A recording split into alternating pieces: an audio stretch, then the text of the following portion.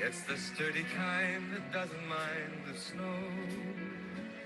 It's beginning to look a lot like Christmas. Soon the bells will start,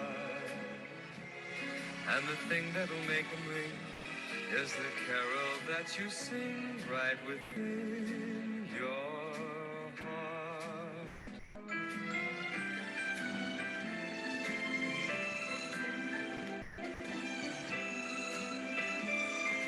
Hi, everybody. We're just letting everybody in.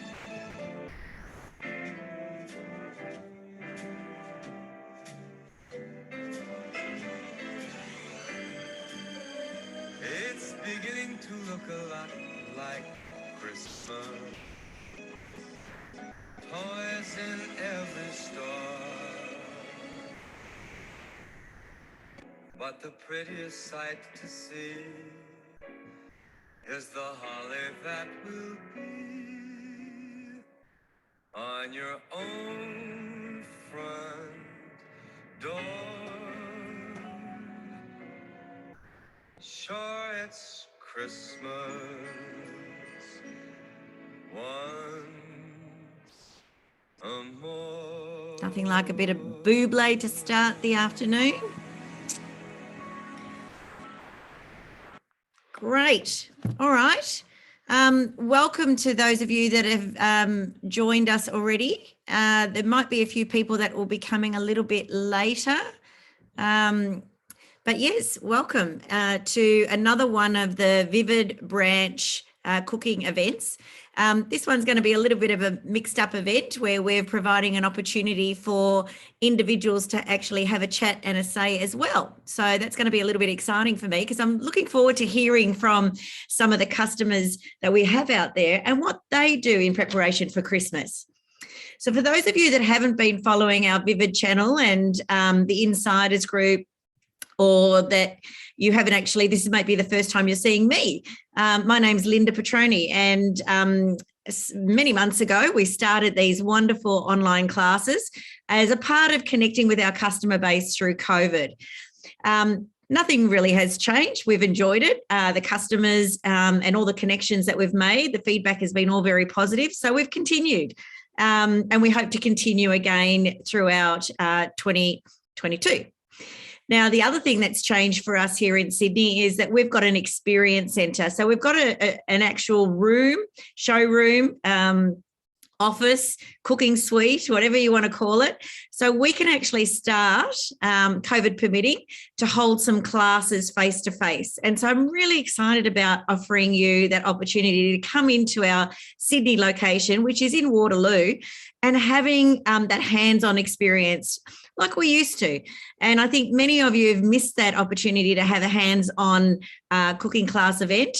We've got one more event that we're hosting in that space on Thursday evening. So Thursday the 16th, which is this coming Thursday in Waterloo at our Experience Centre, you can come in and experience a certain number of dishes. Have a look at the TM6 if you haven't had a look at it. There'll be some mixed shop items for you to actually pick up and purchase as well. So that might be something that you might have to think about, a last minute gift. If you've got a friend that's out there that you know wants a Thermomix and they're running around trying to organise a Thermomix as a last minute Christmas gift, we can even sell direct from that Waterloo office on that Thursday, or in the lead up to Christmas if there's any stock left. So what I'm encouraging you to do is spread the word that we have this amazing experience centre.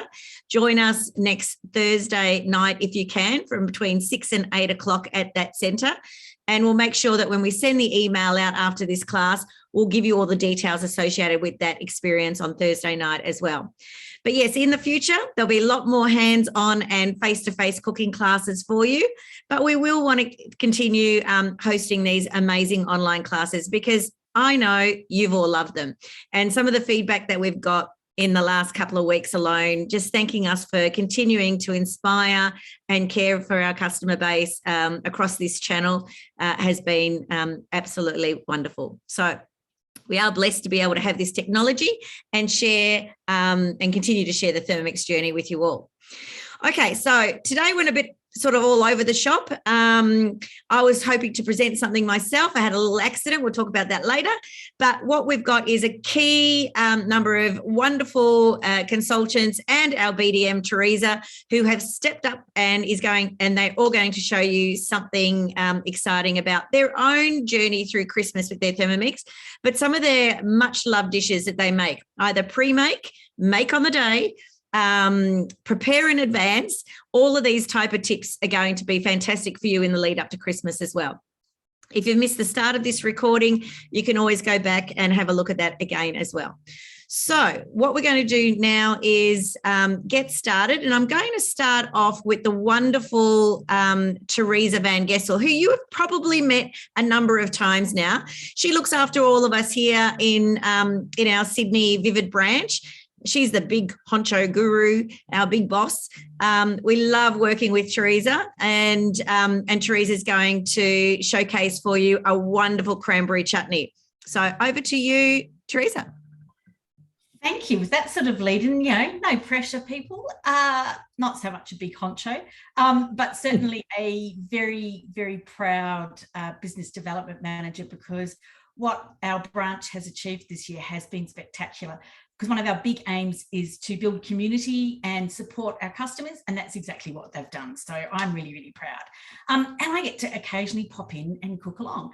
So my family history is that my mother's American, my father's Dutch. And I grew up in Papua New Guinea. So we have a really mixed culinary heritage, if you like, that all comes together in all sorts of bizarre ways at Christmas time.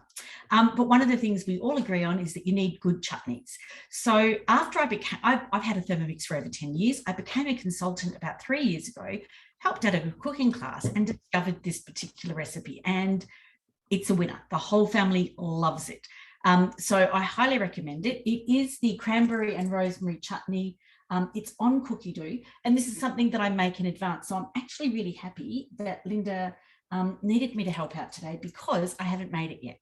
And it's one of those things that the longer it's in the fridge, the better it tastes. So you'll find it on cookie dough. As we go through, I'll tell you about a few other things that we always do using our Thermomix to get ready for Christmas.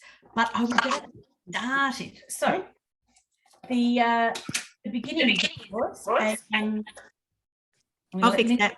I'm going to let Linda manage the muting. We're starting off with a brown onion cut in half. Now, if you don't like me, chopping onions isn't one of your favourite things about the Thermomix, then I'd love to hear what is, because this has literally saved my eyeballs many, many times. So we're just going to chop that for 3 seconds.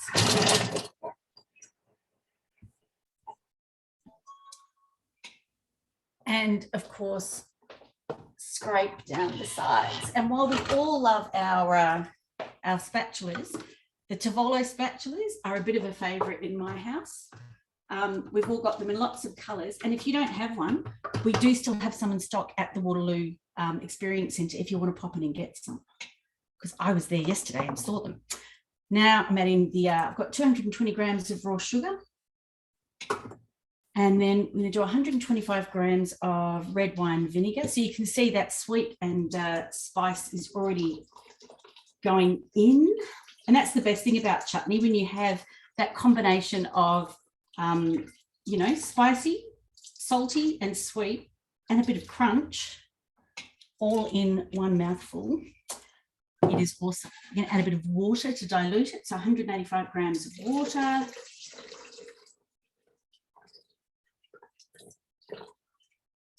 Come on. Oh, 3 grams over. What a shame. Now, I've actually stripped my rosemary already, but did you know? So it needs 4 sprigs of rosemary, leaves only. You can actually strip your rosemary by pushing it through your simmering basket, just for future reference. Cinnamon quill. You have to believe me, there are 10 black peppercorns going in. Bay leaf. Nutmeg,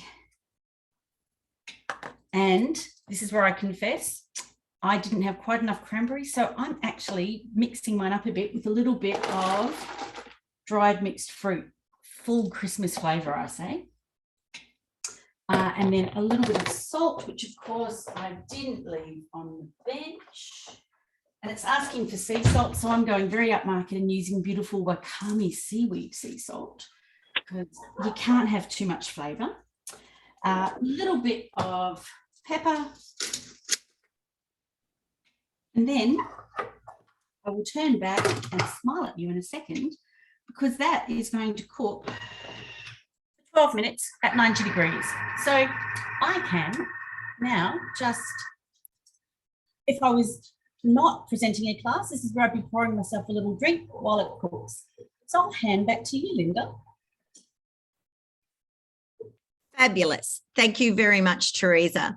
So while that cranberry is doing its thing, I wanted to talk to you a little bit about other Christmas dishes that are available to you and how many of you are actually really on board with the actual Cookadoo platform and the recipes that are available to you. So let me just explain to you. I'm just going to share my screen quickly. And I just want to take you through on a little bit. I hope you can all see this. This is the Cookadoo library. And as you can see, what I've done here is I've typed in the word Christmas. And on the left-hand side, instead of going to recipes, I've changed my selection here to collections. And just by typing in collect Christmas and collections, what ends up happening is it gives me an opportunity to actually search a whole bunch of cookbooks. Now, you'll also notice across the top here, I've selected a few things in my filter. So that's filter boxes just here to the left. And I've selected TM6, Australia, United Kingdom, United States. And I just happen to be able to understand Italian and German. So I've added Italy and Germany. And as you'll see, there's a whole bunch of Christmas books that I can search then for recipes. So do expand, if you're actually working with Cookadoo, do expand your filters, see what else is out there. Don't just stick with the Australian collection. You'd be surprised what's out there for you to actually experiment with. So we're going to go across now to the lovely Marie. And Marie's going to share with you. She says, am I ready? Are you ready, Marie? I'll get you to unmute, Marie, and I'll mute. Okay, let's do it. So hi, everyone. I'm Marie. I've been involved with Thermomix for a number of years now. And when it comes to Christmas, I like to be organised. My background is restaurants. So it's all about pre-making, pre-preparing and having everything ready for the day. So today I'm going to just show you a few different things that I'm preparing for Christmas Day that are in the fridge, in the freezer, and you'd be surprised what you can do. I was going to show you how to make the prawn cocktail. I'm going to put it together for you, but when I read the recipe, everything needed to be cooled and chilled. So again, you can pre-make it, have it ready, and on the day, all you need to do is plate it up. And I love that, but I'm going to eat that tonight. So the first thing I'm going to show you is, excuse me while I get it. I've just got them in the fridge. So I'm making my Rocky Road Christmas trees. So you can see here, they're in their setting. I'm just going to leave them in here. They're still a little bit soft. They say to leave them for 2 hours, but I'm going to leave them overnight. Then I'm going to just top them, turn them upside down, remove the paper and pour the chocolate sauce on top of it. And I can put those in the freezer ready for Christmas Day to put on the table. They look fantastic. They're in our new book, I think. I can't even remember. Linda, do you know what book they're in? I'll have a quick look. Everyone's going to get a copy of each one of the recipes. Yeah. I can actually tell you, Linda, they're in the new Sweet Christmas collection. That's it. I was examining it only about 20 minutes ago, looking for something to make for my father. Yep, really good, really quick, really easy. I made it the way the book told me, but I'm going to, you can change it around next time. Too many marshmallows for my liking. I'd probably put some coconut and maybe some nuts in it if you can. But it tastes okay, what I ate from the bowl. So they're in the fridge, ready for me for Christmas Day. And Marie, how did you do those cylinders for is that just a piece of paper that you've created, or is that shows you how to actually do it? It does tell you how to do it, but it's a bit of trial and error. So what you need is a piece of cardboard, and I just happen to have a cardboard that a mat was delivered from Thermomix, and I cut that in half because it's sort of thin and workable. Then you use an A4 piece of paper to create strength, and then some baking paper. And you just fold it and tape it down really quick and easy, nothing major. And then you just put it in a glass or in a any container. I just put them in. I've got tall glass, so I just put them in there. And just and you can make different sizes if you wanted to as well. So then once I melt my dark chocolate, you then melt your white chocolate and just decorate it like a Christmas tree. And they look nice on the table. So I've got those. I've got little panettone, but I do a big one. I call it, it's in Recipe Community, and no, I haven't converted it yet. It's been in there for a number of years. It's called Christmas Surprise. So I scoop the outside of this out, and inside I fill it up with either ice cream that you make in your Thermomix, or your fruity dream is always nice in here. And then again, do a chocolate sauce, pour it on top, stick them in the freezer, pull them out, and each one can have their own individual ones, or you can make one big one. If you log on to Recipe Community, you'll see it there. And we'll send everybody those links as well. Yeah. And the other one I've got in the freezer, and I'm just, where is it? Oh, here. So I made this last night, ready to go again. And this is the semifreddo, the strawberry and meringue semifreddo in the freezer. Christmas Day, all I need to do is take it out, make a bit more sauce, add some more meringues and some strawberries. Again, that's in, I think, the new book as well. Easy, freezer, nice and quick.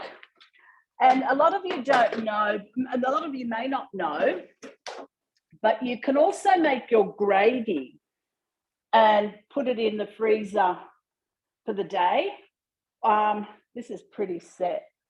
I think I used too much corn flour in this one. It's really set. But yeah, you can make your gravy. You can even put that in the freezer. This is a quick and easy gravy. And this was just eschalots and rosemary and red wine. Yeah, that one's done. And you can pre-make that and put it in the freezer, or you can wait and make that on the day. It doesn't take long.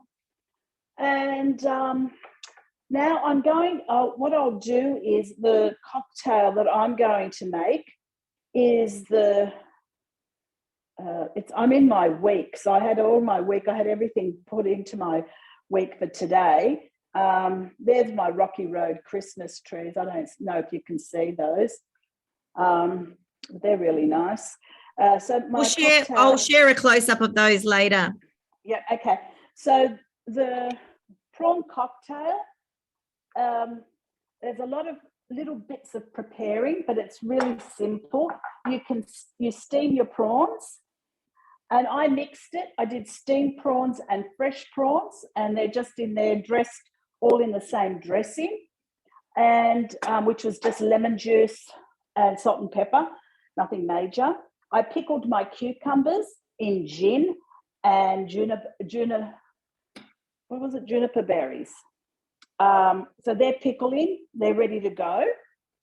And then I've just added some Spanish onions, which I put in water to get the bitterness out of the Spanish onion. So you just soak that in water, then you can just eat them, and it doesn't taste strong or overpowering.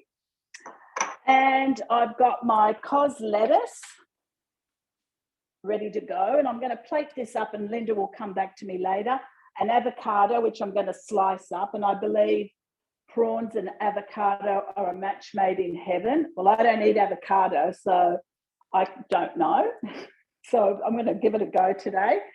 And I've got some micro herbs that you just cut up and put that. I love micro herbs. I just think it really dresses up the dish. If you can get your hands on them, try and get them a little bit earlier before Christmas because everyone goes for them and they're really nice and they taste nice and you can eat those. Or otherwise you can just use some chopped chives. I'm going to mix them up and use both of them. And the beauty about the prawn cocktail, you can do it all on one big plate, or you can do individual little cocktail glasses like the good old days. You can chop up your prawns or you can put them in whole. Now this is my, gone blank, what do you call it? Seafood sauce made from scratch. It's made with gin. If you don't want to use the gin, and the mayonnaise is cooked so pregnant women can eat it, it's really, really nice and really quick and easy to make. Don't buy mayonnaise, and don't buy seafood sauce because you've got everything in the fridge. It's just Tabasco, Worcestershire and tomato sauce. And it tastes great. And that cooked mayonnaise, as I said, if you don't want to use the gin in it, eliminate it and use the vinegar. That's the only difference between the two things. So that's me being prepared for Christmas. I love it. I love it. So if you want to come back to me, I'll show you my prawn dish. No worries. We will. Okay. And I just wanted to add something to that because you're talking about the garnishes. And I think that that's something that's really important. Micro herbs, specialty places like Harris Farms or some really good food grocers have even those edible flowers and things like that. Yeah. And why I want to really talk about that is because if you've got a TM6 and in your basic cookbook, there's a fabulous section called Finishing Touches. Now, if you haven't made your way through this book yet, the little, I call them the baby blue sections of the TM6 cookbook. And this is the beauty of having a hard copy book as opposed to just the Cookadoo online stuff. There are some amazing sections in the basic cookbook in these little light blue pages. And Finishing Touches, when it comes to Christmas and decorating and just making it look that little bit extra special, please have a look through that. It's got some wonderful tips. So thanks for that. That wonderful intro into that segment there. Now I'm going to go across to the lovely, very lovely Stephen, and I'm just going to find him and then I'm going to spotlight him for you.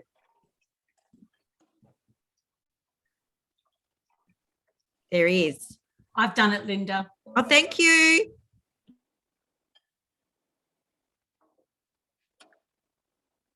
Except we can't hear him. He's muted. That's a first. Yeah. Can you hear me now? No? Yep, I can. Yeah? Oh, good. Cool. Thanks, Marie. Thanks, Linda. So, yeah, just a little bit about myself first. I'm a Welshman. I've been in Australia for 14 years, but this Christmas will actually be my 15th. And some of my friends and a few of the Thermomix colleagues and friends know that I love to host, and I actually have a decent-sized table where I normally get to host. But Christmas time, I actually don't host. I've got some very good friends who take the spotlight away, which is kind of nice. But I'm normally on dessert duty. So I'm going to actually go through in a minute what I do in preparation for all of the desserts that I'm going to be catering for about 20 people.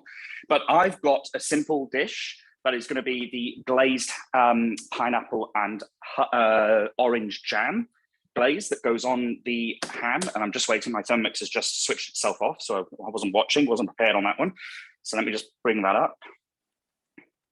And this is good because it's actually a one pot, literally, off you go. Sorry, guys. Oh, and now I've lost internet. Okay, while that's connecting, I'll talk about some of the desserts. It's like Murphy's Law, isn't it? There couldn't be, it is. Just the timing is perfect. There we are, thank you. Okay, right, come on, internet. There we are. Right, so it's a pineapple and orange glazed ham.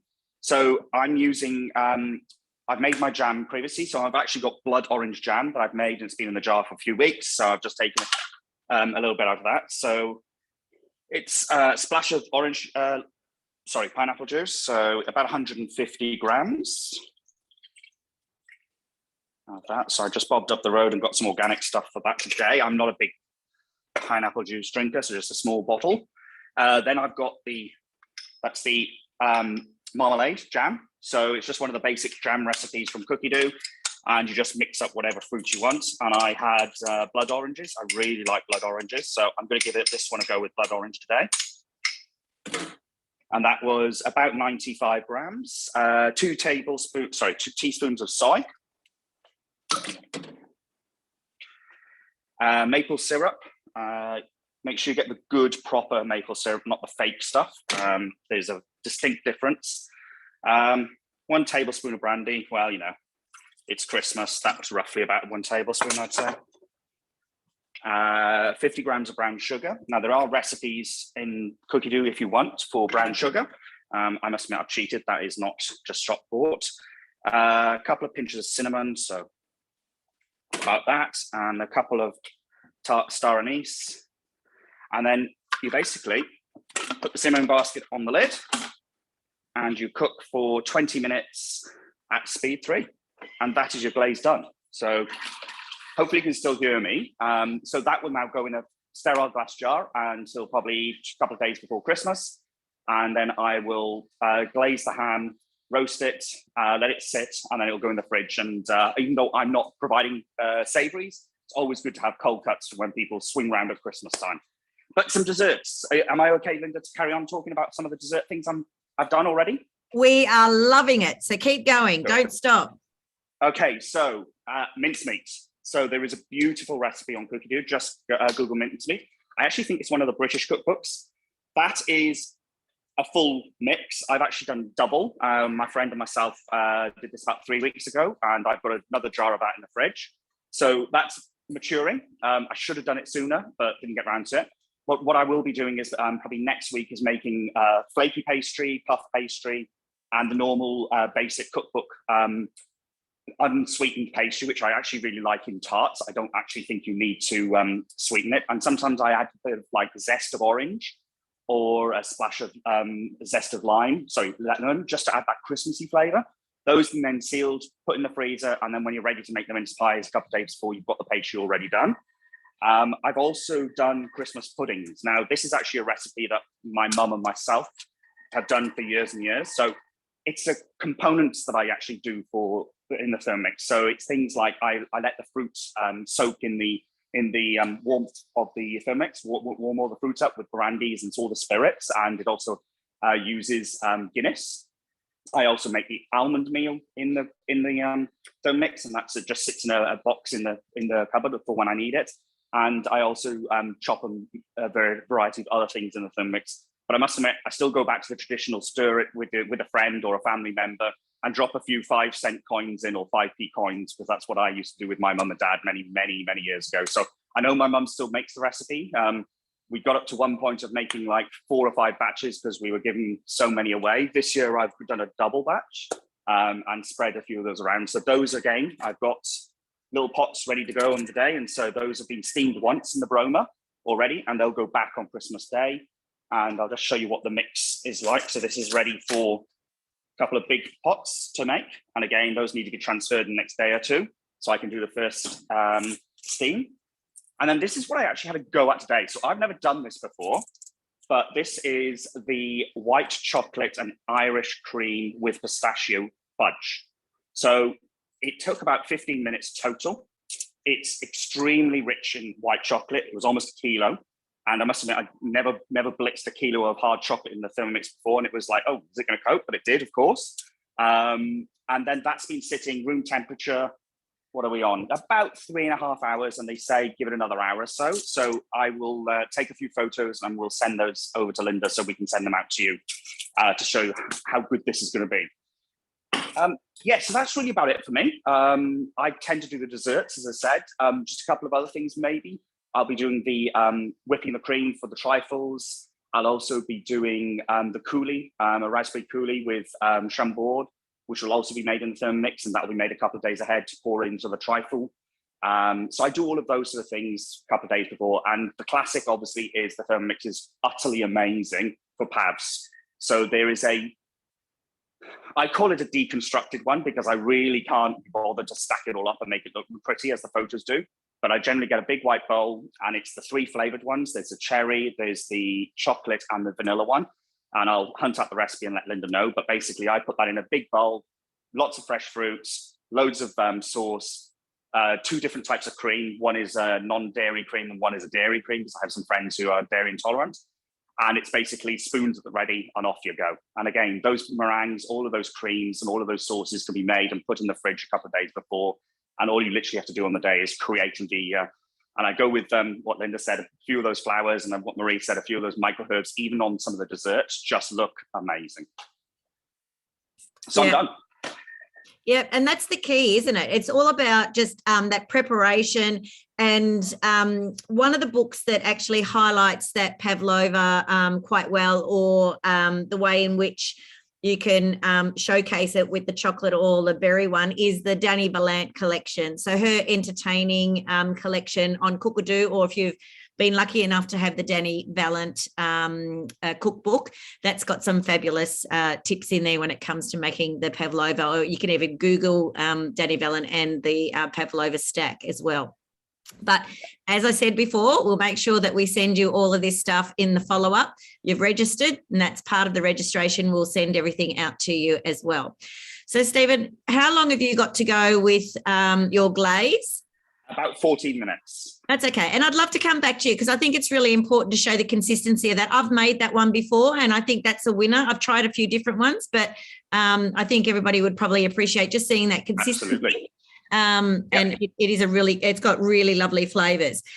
Okay, so I'm going to remove your spotlight, and I'm going to put myself back on, because I just wanted to, one of the other things that Stephen mentioned was about tarts, and how important it is at the end of the day to make sure that you've got in preparation, things that you or fillings and stuff that you can use up. So let's talk a little bit now about post-Christmas, because you're going to be left over with some ham, you're going to have some turkey perhaps, there'll be some roasted vegetables and things like that.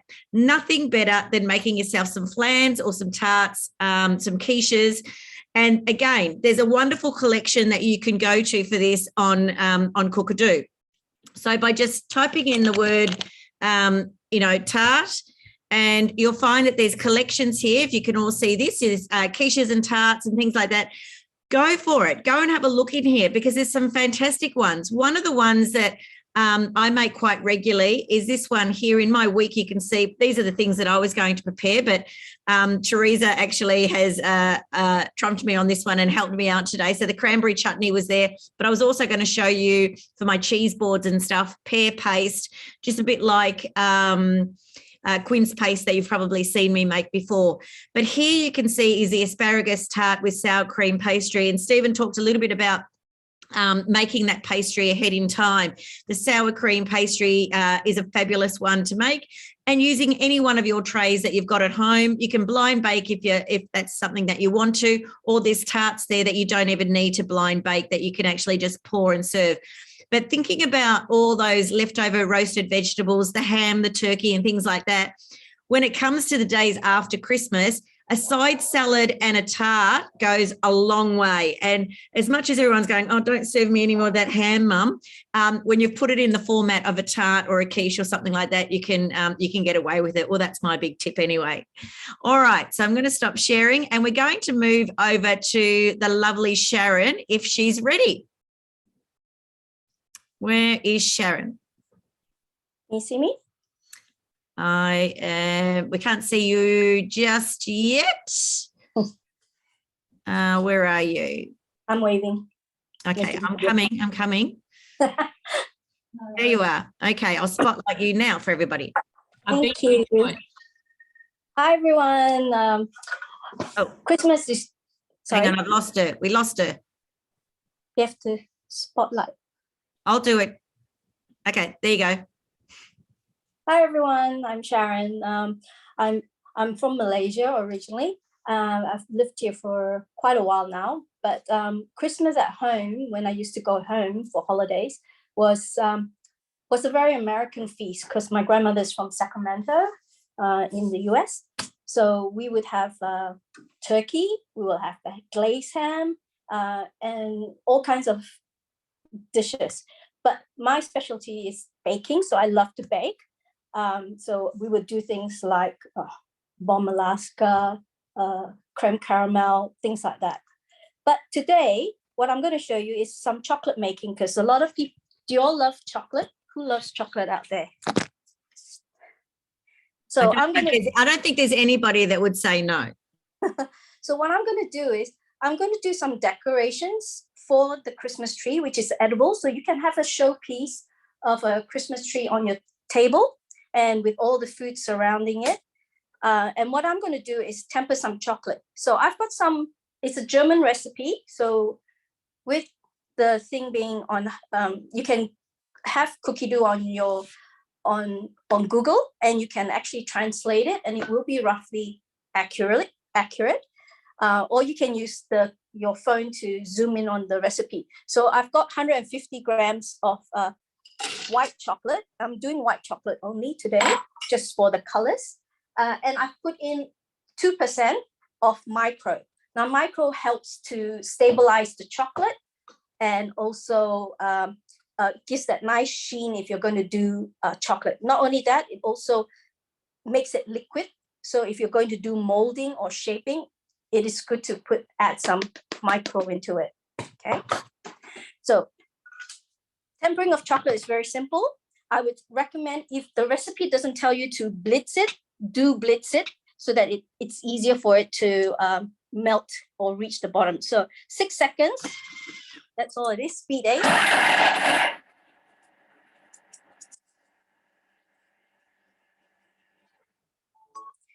And then make sure you scrape it so that it's all down the bottom of the tray. You can see that's blitzed the chocolate. And oh, it's pretty clean, so I don't have to scrape much. Just a little bit.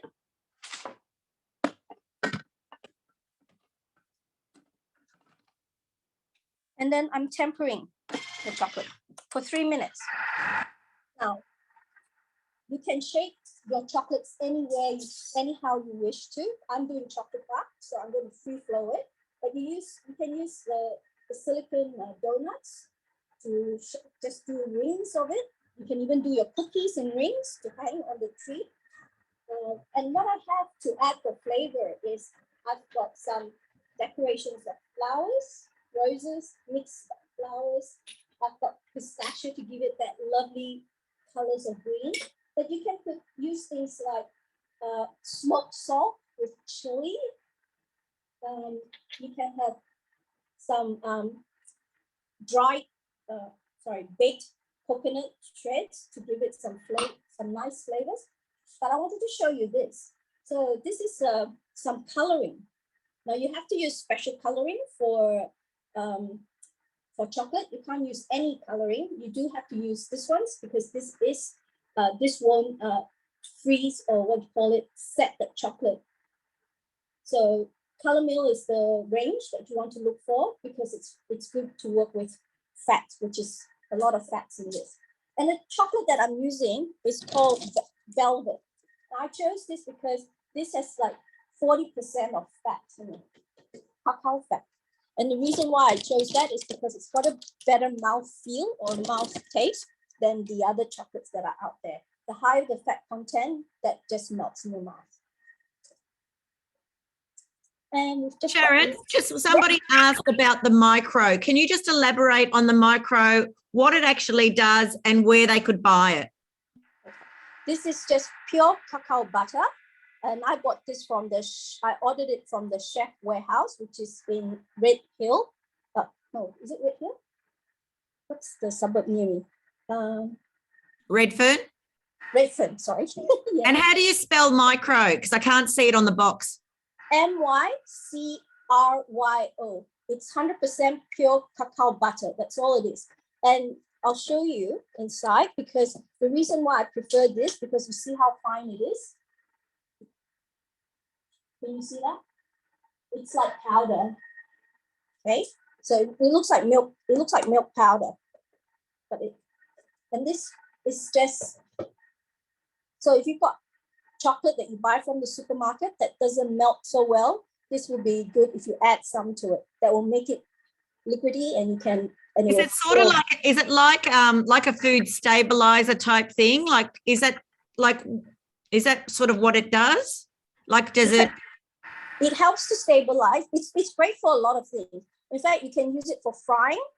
So you can fry your steaks in it. You can fry your fish in it, your vegetables. So it's cacao butter instead of using pure butter or your oils. You can use this for frying. But for baking, it helps to, especially for chocolate, it helps stabilize it a little bit, and it gives it that more fluid in the chocolate for chocolate. You can use it for baking too. See, it's lovely when we've got a chef in the team. She tells us all these wonderful tips. I'm still learning about it. Very new to it. So you can see, even though I've tempered it, and because it's sitting on top of the blades, I just have to shift it down and just give it a few more minutes. Sorry about that. I should have moved the chocolate away from the arms. I just go back. Okay. And while you're talking about that, Sharon, and I know you're going to make the bar for everybody, one of the key things that you've probably seen, everybody, if you're following Instagram or Pinterest or whatever, people are doing this wonderful, what looks quite elaborate, which is like the drizzling of the chocolate. Is that what you're going to do today, Sharon? Not quite drizzling. Not drizzling, but I've seen a lot of that drizzling on top of biscuits and cakes and things like that. And even with the wonderful trees that that Marie was talking about before, and that solid tree, again, tempering the chocolate, melting the chocolate like that, and then pouring it over that solid sort of mass or biscuits and things like that. Don't forget that your Thermomix is designed so that it can temper chocolate absolutely perfectly. And that's why all the chefs love it, because it won't split. Making sure that you've got no water whatsoever. I love that little person that's holding that up, but that there's no water whatsoever in your jug. Water and chocolate do not mix. Correct. So I just needed to temper that a little bit more, so I can stop it now. That should melt it. And all I do is, so you talk about drizzling, so you can do drizzling.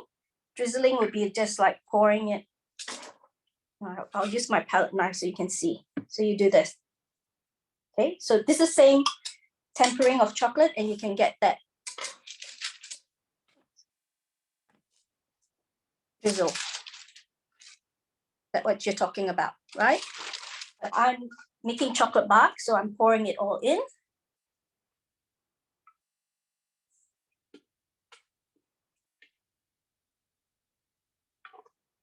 And this is fun. You can do it with your kids. And so you can do another batch. It doesn't hurt it. And all I do is for the chocolate bark is just, sorry. It's better to do with a flat spatula like this, which you can get from the mix shop. And all you do is just wave it around. And if you want to mix that color in, so I've got a little bit of red. Just a drop will do. And you can mix it. So you can do a whole batch. Can you see the color? Look at that beautiful red. That's amazing. Yeah. So don't use anything. You can see it doesn't freeze up. It just blends with that, because it's a coloring meant for anything that's fatty, or that has that fat content. Okay. So that gives me like a pink. And then what you can do is put some flowers onto it. So I'll put some rose.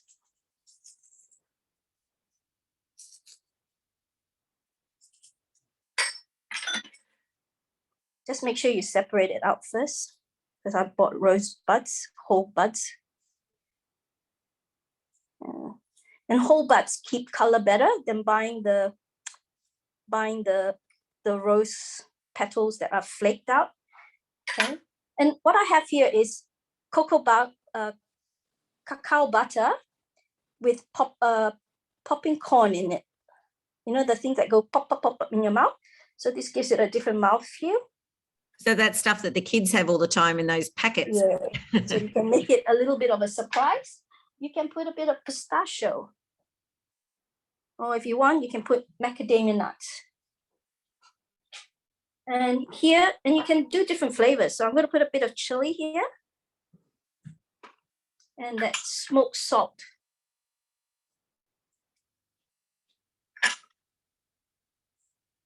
Be careful not to put too much. And here, so you can do different colors.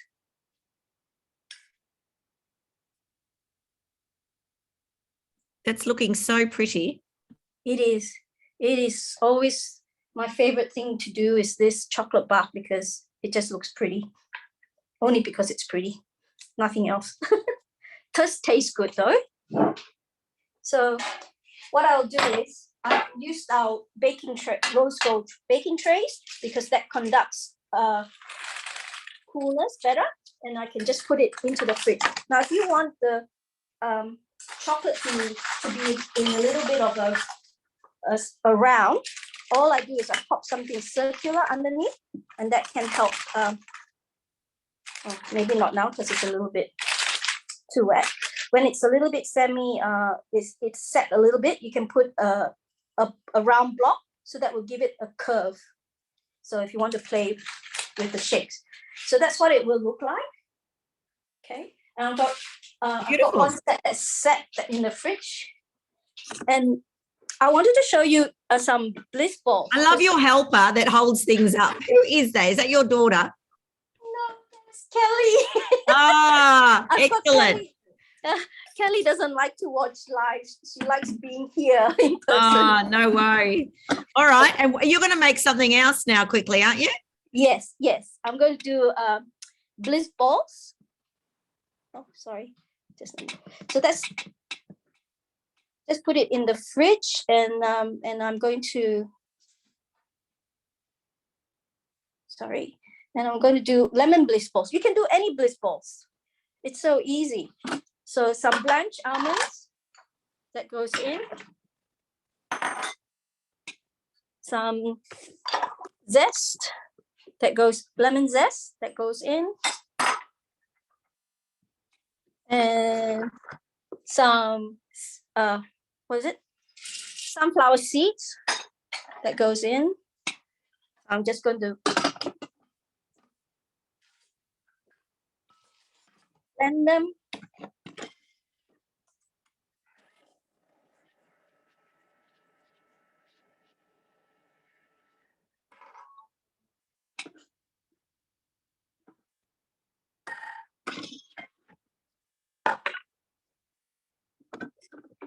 And I believe these are these cute things that you've got hanging on your tree. Is that right there? Yes, that's correct. So I've done some bliss balls on my tree. So if you've got a function, an event that you're holding at home, and you want some food that's on the tree itself, this is what you can do.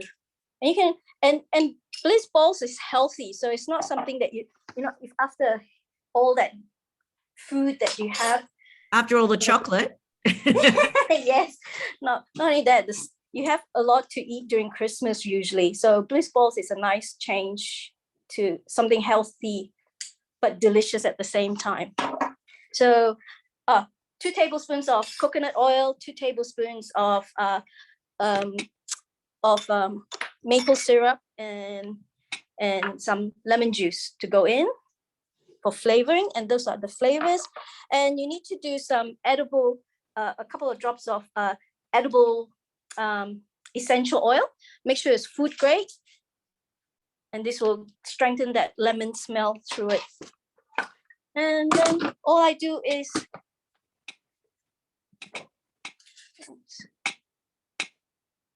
and just blend it.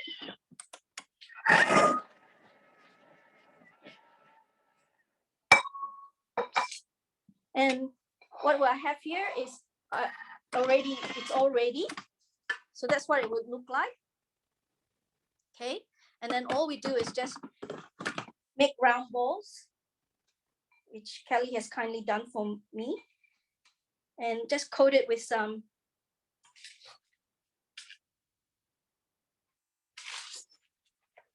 I've got my strings here. And pick some pretty colors. I've got gold. And all I do is just make an insertion with my tweezers. And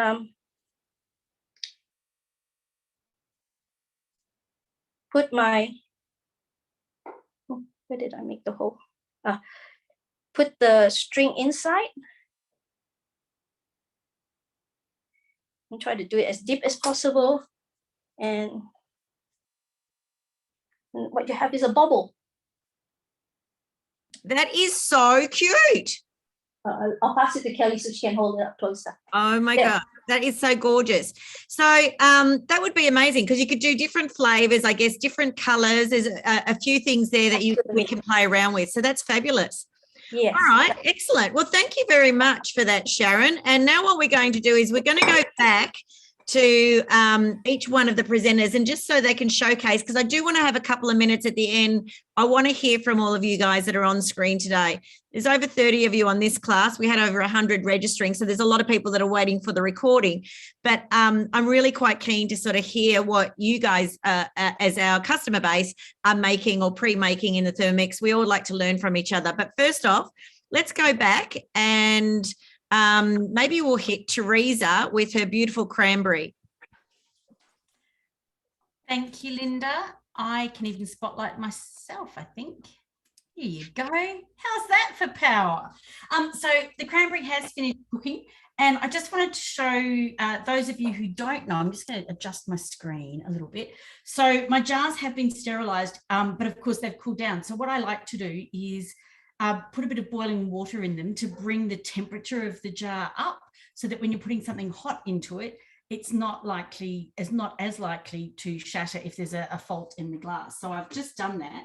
And then I do have a jam funnel, but it's actually in my other kitchen. So I'm going to use my lid from my Thermomix, and that will act as my jam funnel for pouring this beautiful chutney.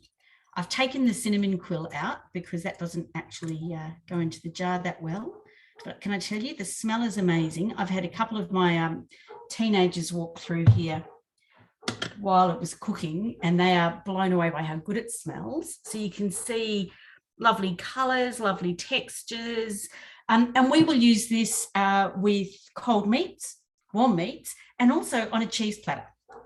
So you can see that's one jar, and the next jar is going to pour, and I'm actually going to have to find another jar because that's 2 full jars, and there's at least another jar's worth in there. So it makes a lot with very little effort. So now I wanted to just have a quick chat about a couple of other simple things you can do around Christmas and around keeping Christmas really simple. So as well as actually pre-preparing things and having them in the fridge, there's really simple things like, I don't know if you can, I'll move my simmering basket. Over here, I've just got a candle, and I've actually just put some rosemary from the garden around it. So it actually makes a beautiful festive, arrangement. It doesn't cost very much and is really easy to do. The other thing I said I'd tell you about is, some of the other things we do to be prepared, because we have such an eclectic culinary heritage in my family. We don't always do traditional Christmas things, but we make stollen, which is a Dutch or German sort of fruit bread. When it gets to New Year's Eve, if we remember, we make oliebollen, which is Dutch fruit donuts, which are very good and part of my childhood. And we also do French toast at breakfast. That's the American part of everything. We normally have a glazed ham. My kids love glazed ham. And similar to the glaze that Stephen's making now, we always have pavlova. We don't tend to be a boiled pudding household. Living in the tropics for so many years, we got good at making ice cream puddings, but pavlova will always be. And we always have a lot of salads and quite often a lot of fresh fruit to have with our food. So we always have mango and peaches. When we lived in Papua New Guinea, we always had pawpaw as one of our vegetables, in quotes, because that was what was available and fresh. So we haven't my parents and I haven't grown out of that habit. And because we always have Christmas together, there's always fruit there along with the meats and the vegetables. So ours is a very mixed up bit of heritage, but we always have beautiful food. And if my dad has his way, there's always some prawns to go on the table as well, normally just with a mango sauce. So we keep it simple and we just tend to sort of graze all day long. So thanks for letting me join in, Linda, and share a little bit of my heritage. You can actually, I've just realised I'm using my mum's kitchen, so I've got all my Dutch tiles behind me, you know, just to really highlight the fact that there's a bit of mixed heritage. But I will hand back to you, Linda. Thank you very much. And I'm going to go back and find another jar for the most beautiful smelling chutney. But letting it sit for a couple of days is going to make it even better than if I taste it now. So thank you. Wonderful. And such a great gift as well. So if you're still looking for that last minute gift, grabbing yourself some jars from places like even, you know, like the, you don't have to go to the fancy kitchen places and stuff to get jars. You can go to even the supermarkets have jars at these days. A bit of ribbon around the outside, a nice Christmas tag, and bang. That's a much nicer gift, I think, when you're walking into someone's home sometimes than anything else, something from your heart and something that you've made. And Linda, I just wanted to add, I actually have had great success getting jars from the Reject Shop. Oh, yes. And I was going to say the Reject Shop as well. That's really, the shop in the back of my mind. I'm going, what's that shop? What's that shop? That Reject Shop, great for Christmas packaging. Great. All right, fantastic. So what we're going to do now is I'm going to take you to Marie. And Marie's going to show you her wonderful prawn cocktail. I thought that was a nice segue because we just discussed prawns with Theresa's dad. So we're going right into Marie with the prawn cocktail, and then we're going to finish off with Stephen and that wonderful glaze. And then I'm going to open it up to the floor and we're all going to have a chat together. So Marie, are you ready? I am. Okay, so there's my big plate of prawns all dressed up and ready to go to put on the table for tonight's dinner. So that's a big group. Hang on, I've got to get you back. Hang on 1 second. I've lost you. Spotlight. There you go. Okay. All right. So I'll try again. There's my prawns, all big plate ready to put on a buffet or whatever. That's going to go in the middle of the table for dinner tonight. And then the good old-fashioned prawn cocktail.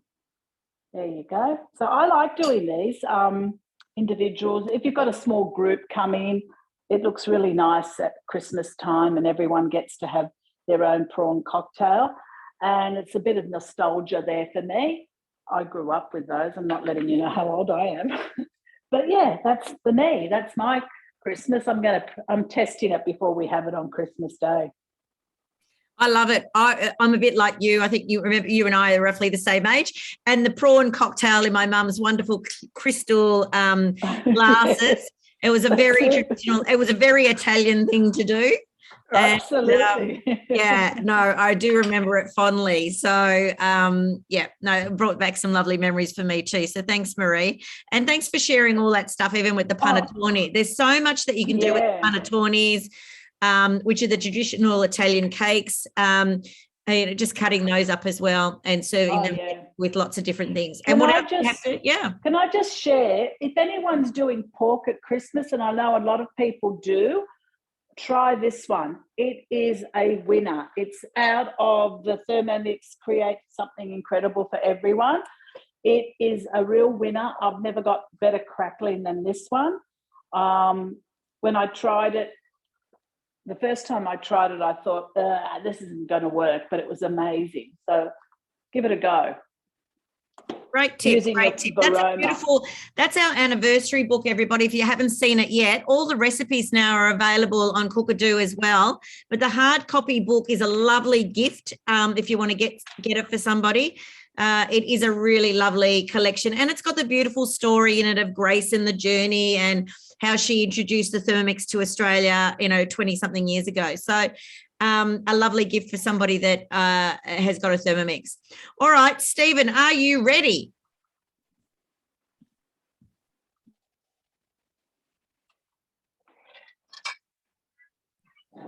Yes, I am. Sorry. Okay, so the chest on this glaze is to make sure that it sort of covers the back of a spoon. So at 20 minutes, I thought it was still a bit too runny. So I added an extra 3 minutes on, and I've done the little spoon test, and I'm hopefully, you'll see how this pours out, and I'll put it into a white bowl and bring it to the camera for you guys to see. But it is coating the back of the spoon.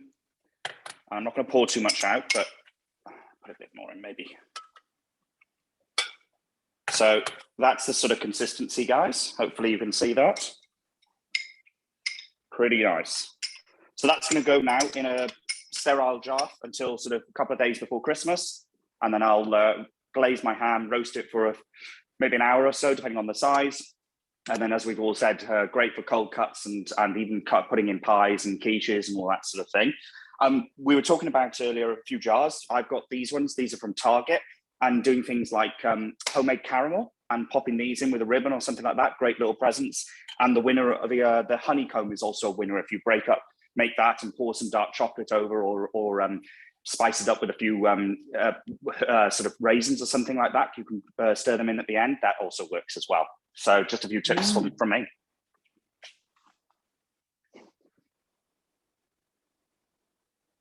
Fantastic. Thanks, Stephen. Absolutely love that. So I've put us on a grid view now. Theresa, are we on grid view for everybody? Because have I got everybody on the screen at the same time? To do that, you might people who are watching along at home might need to change to gallery view because they've by default been put on speaker view. Okay, so gallery view, top right-hand corner, if you want to see everybody together. And you might want to, at this point in time, make good use of, down the bottom, there's either a chat button, or we'd really love you to come off mute and share what it is that you do in your Thermomix at Christmas so that we can all learn. Is there anybody that's on this group that wants to go first? And all us consultants will mute ourselves. We're not talking anymore. Have I got any volunteers? Come on, one of you out there has got a secret recipe that we all need to know. I can see someone and she's leaning in. Pauline, come on, Pauline. You know that you make beautiful food. She's looking at me going, oh, Theresa, don't do this. come off mute and share, Pauline, because you have inspired many people with your cooking. I went to school for a year in Germany as an exchange student, and I've got a recipe that from there that I always make, which is cardamom and lemon cookies, and it makes a walloping great. I think you get about 1,400 cookies out of the batch, but because you roll it quite thin. And I actually looked it up, and they're needless to say, in the Thermomix, in the Cookie Do platform, there is the recipe for it. So I'd recommend. I'm actually still using my own recipe from my mum when I was an exchange student, but it's not that much different. Excellent. Thanks. I love it. And I, like, as I say, there's an opportunity for us to all learn from each other. And I think that's the key thing about the Thermomix community, the recipe community that we had for so many years before we got into Cookadoo. The sharing that was going on in that recipe community was paramount. And it was a way in which we all learned to adapt various recipes. And now that we've got Cookadoo with 3.0, you've actually got the ability to take some of those recipes from the recipe community that you've actually, embedded in there, and then make some tweaks in there, or find recipes that you liked on there, but you might have made a little change to them and now embed them in your Cookadoo collection. And make sure you ask us about joining a training session on that, because your consultant or us as a group can teach you how to adapt recipes so that you can bring all those recipes live onto the screen of your TM6. Now, I did see in the chat, lovely Caroline was going to jump. Carol Kennedy was going to jump on. Yes. Yeah, I was just going to say I really love the lychee sorbet cocktail. It's very refreshing on a hot summer's Christmas day. So I'll be preparing to make that one. But I have recently made the mincemeat out of a UK Cookadoo recipe, and I made the mince crumble slice, it was called. It's all gone. So now I've done my second mincemeat and ready to make the second round of the mincemeat crumble cake, I think, or slice it might be called, but it's very delicious. It's similar to tasting, obviously, to the mincemeat pies, but you don't have that hard crunch, crusty pie base, pastry base. It's nice and soft, and it's really refreshing as well with the lemon and whatever peel you like to put in there as well. So that's really delicious. So they're two of the things that I'm planning at this stage anyway. Excellent. I'm loving all of the ideas that are coming from here, particularly the prawn platter. I could imagine that with some mango and the avocado and whatever, and that looks really delicious as well. So another good idea if we have a hot day. Exactly. And you know what? And over the course, we've had a mix of weathers, haven't we? We've had the total fire ban where you couldn't crank up the barbecue or the spit or whatever it is that you were doing outside. It was too hot to turn your internal oven on. We've had the absolute freezing so that the barbecue that you did plan outside now had to come inside. Definitely. I think, you know, when it comes to actually, you know, Australia weather, when it comes for Christmas, I think, you know, you've just got to be prepared for everything, really. Exactly. Do we need a potato bake or will we have potato salad? Very true. Thanks for sharing, Karen. No problem. Thank you very much for all your inspiration. It's been great. Thanks, Carol. I really appreciate it. So I'm going to bring us back onto gallery view. Who else wants to have a little say or share? There's so many of you I know in the past have told me that you've got great things. Anybody else want to share anything before we round up for the day? Show you the tree. Oh, you're going to show us the tree, Sharon. Okay, hang on. I'll pin you. Spotlight for everybody. Okay, I've got you now on Spotlight. Okay. So you got the chocolate and the balls hanging up. Oh, so you put ribbon now through your bark, the tempered chocolate. Yes. And you've put the ribbon through the balls. That looks really lovely. What a great idea. I've got you. Everybody in this room is loving that idea. That looks really effective. Thank you. Sorry? That was just me being cheeky and saying I'm copying it. As long as it stays cool. Just tag me. Hashtag, I think you're supposed to say. Very cute. All right. So do we have anybody else or should we round up? Is anybody keen to share anything else? We will be sending everything out to you because you're registered. I'll make sure that I've got all the recipes there. I've got Sharon's wonderful tips on that stabilizer that she uses and the correct colors to make sure that we've got the good coloring going into the nice fatty chocolate, but also making sure that we've got those wonderful bliss balls because she says they're healthy. So look, thank you so much for joining us, but I really just want to say thank you so much for being part of our community. It's been an absolute pleasure since we started, 18 odd months ago, hasn't it, Theresa, for all these people to come together and really learn in this space. I've loved it. I've loved the learning myself. But, we were sort of the branch or the team that really sort of kicked off this whole online cooking. And now more and more people are embracing it. And it's really wonderful to see. So if you've discovered something in yourself that you, in the last 18 months, you've been the whiz of the kitchen, maybe it's your time to actually step up and become a Thermomix consultant like some of us as well. So don't hesitate to make sure you reach out to us when we send out that email, because 2022 could be your year where you showcase yourself on the screen or with your family and friends and turn your real passion for Thermomix into a business opportunity as well. We've all loved it. I've been around for 8+ years.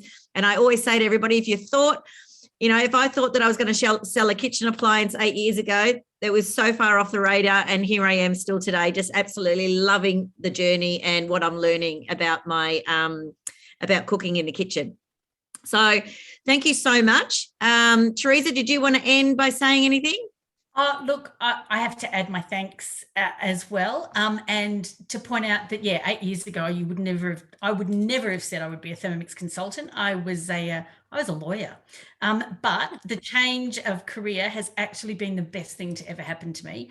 And if you are interested, please reach out. We are always looking for people who want to join in with our fun, and we have a lot of laughs, I can tell you that.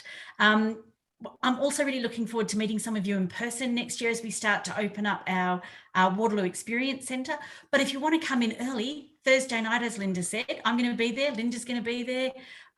You never know, Sharon, Marie, Stephen, anyone could pop up. And we will absolutely be delighted to meet you in person after all of this time of in and out of lockdown.